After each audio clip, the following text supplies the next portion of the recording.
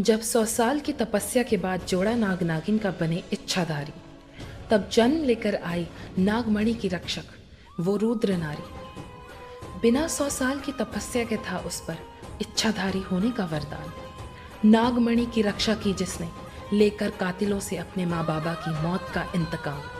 शिव की सबसे बड़ी भक्त, नागमणि की पहरेदार, वो पहली श्रेष्ठा, नाम था जिसका शिवन्या।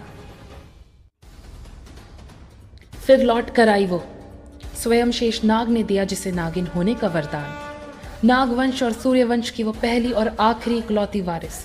दो अलग वंशों के मिलन से आई वो नागमणि की सर्वशक्तिशाली उत्तराधिकारी। मौत के बदले 8 कातिलों को 1000 मौत देने वाली, महादेव की तीसरी आंख से निकली प्रलय के समान वो शिव वरदानी, महानाग रानी शिवांगी।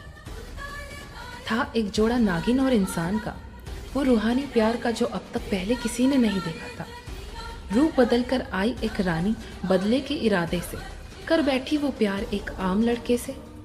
सिर पर जिसके ताज, करती वो सब पर राज, कुसर्पों की विनाशिनी, शेषनाग वंश की ही नहीं पूरे नाग वंश की रानी, नागलोक की सर्व सशक्त नारी, नागमणि की सबसे बड़ी संरक्षक, नागिनों की महारानी, नाग रानी बेला।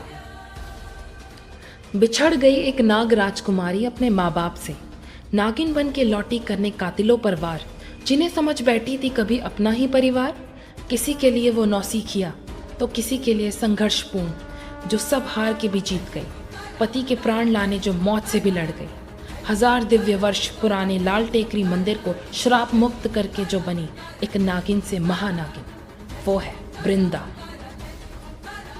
सभी नागिनों में शिवजी की सबसे ज्यादा प्रिय, जिसके सर पर स्वयं महादेव ने रखा हाथ और घोषित किया उसे नागवंश की सबसे पहली इच्छाधारी नागिन, आदि नागिन।